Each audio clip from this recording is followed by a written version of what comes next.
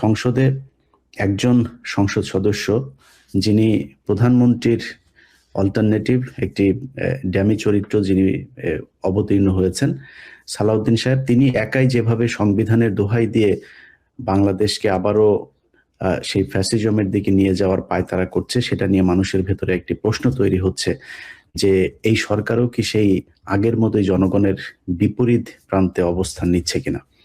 তো সংবিধান নিয়ে আলোচনা আসলে এটা অনেক ক্রিটিক্যাল একটা বিষয়। এটা আমাদের জন্য স্বাভাবিক সাধারণ চোখ দিয়ে আমাদের এটা বোঝাটা খুব কঠিন ব্যাপার। আমি নিজেও সংবিধান নিয়ে যতটুকু পড়াশোনা করেছি, এর ভাষা এত কঠিন, অনেক কিছুই আমার বোঝার জন্য আরেকজন বিশেষজ্ঞের সাথে কথা বলতে হয় যে এটার মানে কি বোঝাতে চেয়েছে। তো খুবই জটিল একটা বিষয়। একটা সরকারের সবগুলো অর্গান সব শেষ হয়ে গিয়েছে, শুধু মনে করেন রাষ্ট্রপতিকে যদি আমরা ক্যাপ্টেন ধরি, জাহাজ ডুবে গিয়েছে, ওই ক্যাপ্টেনের তো আর জাহাজ চালানোর কোনো সুযোগ নেই। তো আমাদেরকে আবার জাহাজ নতুন করে মেরামত করতে হবে, তারপরেই হবে। দেখেন, ব্রিটিশরা যখন এই দেশ থেকে যায়, তখন আপনারা অনেকেই হয়তো এই জিনিসটা জানবেন কি না, ভারত আর পাকিস্তান কিন্তু সাথে সাথে স্বাধীন হয়ে যায়নি। ভারত আর পাকিস্তানকে ব্রিটিশরা কন্ডিশন দিয়ে গিয়েছিল যে যেদিন তোমরা তোমাদের এই দুই জাতিতত্ত্বের ভিত্তিতে তোমাদের দুইটা দেশ হইলো, কিন্তু যেদিন তোমরা কনস্টিটিউশন করবে সেদিন থেকে এটা কার্যকর হবে।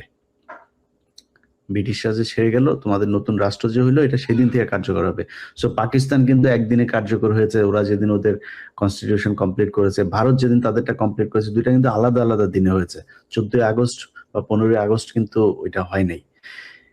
অতএব যখন এই ধরনের ব্রেকডাউন হবে, তখন নতুন একটা কনস্টিটিউশন হবে, তারপরে সেটা হবে। 72-এর যে সংবিধান নিয়ে ওরা চিল্লাপাল্লা করে, 72-এর সংবিধান সবার আগে শেখ মুজিব শেষ করে দিয়ে গেছে। শেখ মুজিব আমৃত্যু তার যে চতুর্থ সংশোধনী, আপনি 72-এর সংবিধান আর চতুর্থ সংশোধনীর পরে যদি সংবিধানের মেলান, কিচ্ছু পাবে না। সব যত শয়তানি সব করে গিয়েছে শেখ মুজিব নিজে। ওইখানে রাজনীতি নিষিদ্ধ, পত্রিকা নিষিদ্ধ, কথা বলার স্বাধীনতা নিষিদ্ধ, সব নিষিদ্ধ। তো সেটা তো সেই 72-এর সংবিধান শেখ মুজিব নিজে কবর দিয়ে গিয়েছে, ওইটা নিয়ে এত লাফালাফি কেন? এখন বিএনপিকে যেটা যেতে হবে পঞ্চম সংশোধনী, যেটা শহীদ প্রেসিডেন্ট জিয়াউর রহমান করে দিয়ে গিয়েছেন।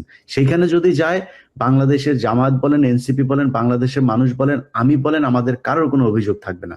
পঞ্চম সংশোধনীতে যা করে গিয়েছেন এই জিয়াউর রহমান সাহেব, সেটা করেন।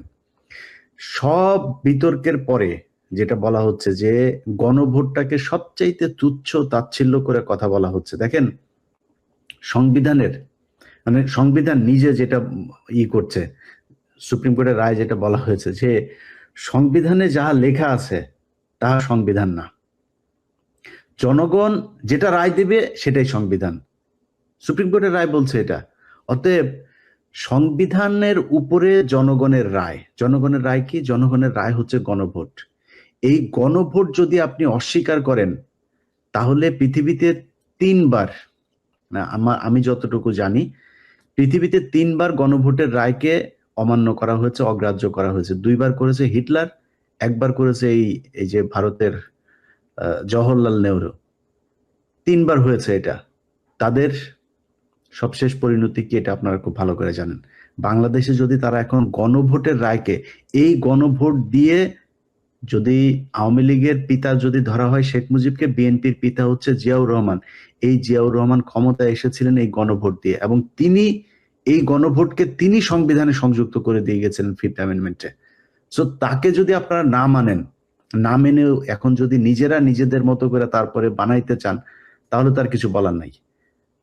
বাংলাদেশের সংবিধান, এই সংবিধান আপনার স্বাধীনতার যে ঘোষণাপত্র, এটাই তো আমাদের সংবিধানের মানে বাংলাদেশের মূল হচ্ছে স্বাধীনতার ঘোষণাপত্র। এইটার চাইতে আগে পিছনে কোনো কিছু নাই, এইটাকে কখনোই ভায়োলেট করা যাবে না। সেইখানে সেই ঘোষণাপত্রে বলা ছিল যে will of the people is supreme.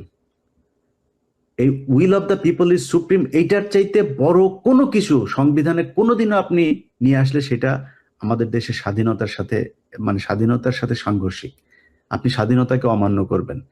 So আপনি যেই ইয়েতেই যাবেন, এই গণভোট যেটা হয়েছে, নির্বাচনের দিন হোক, নির্বাচনের পরের দিন হোক, নির্বাচনের আগের দিন হোক, যেই দিন মনে চায় সেই দিন হোক, এই গণভোট আপনাকে মানতে হবে। সংবিধান মানেন না মানেন সেটা অন্য জিনিস, গণভোট আপনাকে মানতে হবে। গণভোট সবকিছুর উপরে। এই আমাদের যে সংবিধান, আমি একটা জায়গায় আমি আজকে দেখছিলাম, সংবিধানের সংবিধানের প্রস্তাবনায় একটা প্রস্তাবনাটা ছোট, আপনারা পড়লে দেখবেন। প্রস্তাবনার ভেতরে লেখা আছে যে বাংলাদেশের জনগণের অভিপ্রায়, যেটা বাংলাদেশের জনগণের অভিপ্রায় সেইটাই সংবিধান। সংবিধানের প্রস্তাবনায়, আমি মানে অন্য জায়গা থেকে বলছি না, সংবিধান থেকে বলছে। সো বাংলাদেশের মানুষের অভিপ্রায় যেটা, সেটাই যদি সংবিধান হয়, তাহলে গণভোট সেটা তো সবার আগে আপনারে মানতে হবে।